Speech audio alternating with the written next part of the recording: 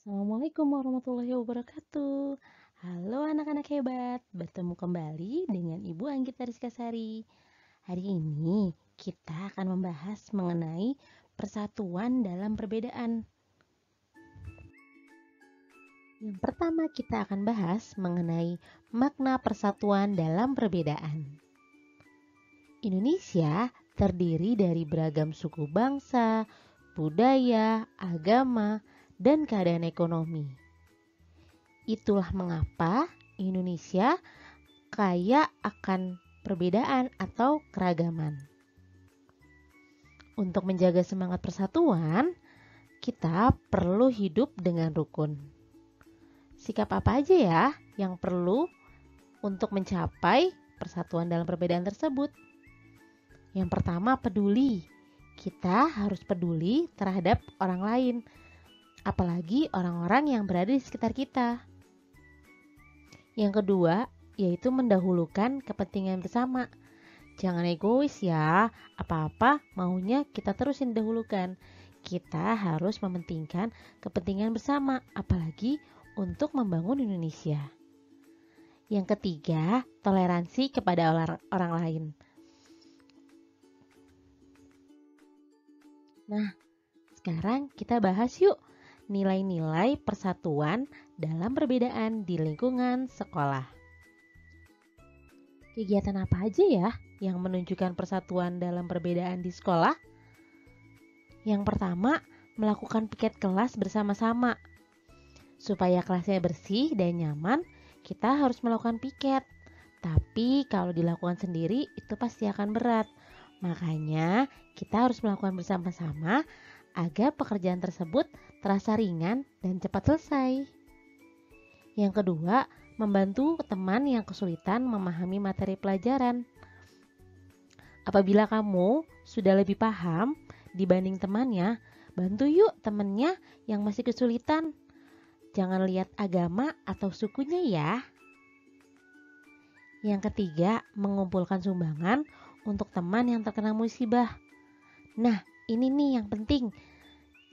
Kita harus saling tolong-menolong, terutama bagi yang terkena musibah.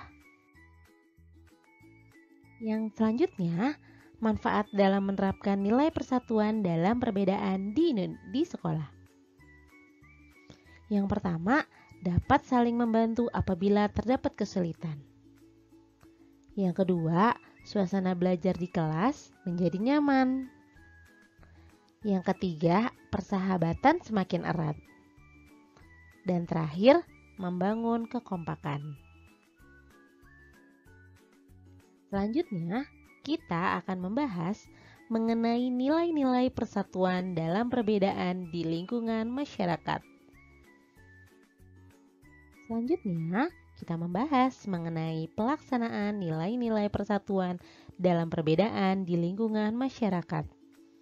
Yang pertama, membantu korban bencana alam tanpa melihat latar belakang mereka. Penting sekali ya, apalagi Indonesia terdiri dari beragam suku, agama, dan ras. Kita nggak boleh lihat-lihat ya kalau mau membantu orang, apalagi orang tersebut sedang mengalami bencana alam. Yang kedua, mempersilahkan orang lain untuk beribadah sesuai dengan agamanya masing-masing. Di Indonesia, terdapat 6 agama yang disahkan oleh negara. Ada Islam, Protestan, Katolik, Hindu, Buddha, dan Konghucu. Keenam negara ini harus berdampingan atau kita kenalnya dengan toleransi. Jadi, kalau ada tetangga kamu yang sedang beribadah, jangan kita ganggu ya. Yang ketiga, membantu tetangga yang kesusahan meskipun berbeda suku atau agama. Ini juga nih hampir mirip seperti nomor 1.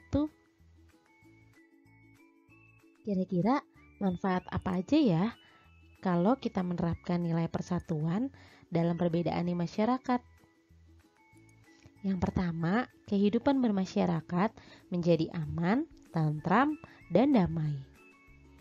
Yang kedua, masalah lebih cepat terselesaikan karena semua masyarakat bersatu. Ketiga, lebih banyak pendapat yang disampaikan ketika bermusyawarah. Selanjutnya, manfaat persatuan dan kesatuan bagi Negara Kesatuan Republik Indonesia. Yang pertama, bangsa Indonesia menjadi bangsa yang kuat dan maju. Yang kedua, pembangunan nasional akan berjalan dengan lancar, aman, dan cepat. Yang ketiga, bangsa Indonesia terhindar dari perselisihan. Yang selanjutnya, kesejahteraan masyarakat akan tercapai secara adil dan berimbang. Terakhir, persaudaraan antar warga terjalin semakin erat. Pernahkah kalian mendengar sebuah peribahasa yang berbunyi, bersatu kita teguh, bercerai kita runtuh? Sepertinya sangat familiar ya terdengar di telinga kita. Kira-kira artinya apa ya? Peribahasa tersebut memiliki arti suatu bangsa akan menjadi kuat dan semakin maju jika bersatu dan tidak terpecah belah. Nilai-nilai apa saja ya yang bisa kita terapkan demi mencapai kesejahteraan rakyat? Yang pertama, mencintai dan menggunakan produk Indonesia. Siapa dari kalian yang sudah menggunakan tas, pakaian, atau sepatu buatan Indonesia? Hebat, kalian anak-anak yang mencintai produk dalam negeri. Kualitas barang-barang kita sudah bisa disejajarkan dengan buatan luar negeri. Ayo yang belum, jangan malu ya untuk menggunakan produk dalam negeri. Yang kedua, rajin belajar untuk membangun bangsa. Kita sebagai pelajar diharuskan untuk belajar dengan rajin supaya kita bisa membangun bangsa Indonesia menjadi lebih baik lagi. Yang ketiga, mempererat kerjasama. Dan yang terakhir, mempertahankan persatuan dan kesatuan pada masa kemerdekaan.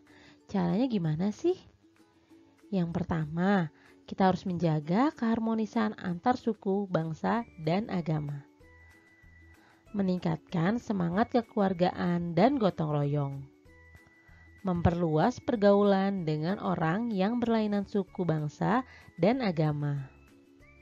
Meningkatkan pendidikan masyarakat. Tidak mudah terpancing oleh pihak-pihak yang ingin memecah belah bangsa, meningkatkan rasa peduli sosial kepada orang-orang di sekitar, dan terakhir, melakukan pemerataan pembangunan hingga ke seluruh pelosok negeri. Oke, sudah selesai penjelasan dari Bu Anggit mengenai persatuan dalam perbedaan. Sekarang, kerjakan tugasnya di buku tulis kalian masing-masing ya. Jangan lupa ditulis soalnya. Oke, sekian penjelasan dari Bu Anggit. Kita akan bertemu pada lain kesempatan. Wassalamualaikum warahmatullahi wabarakatuh.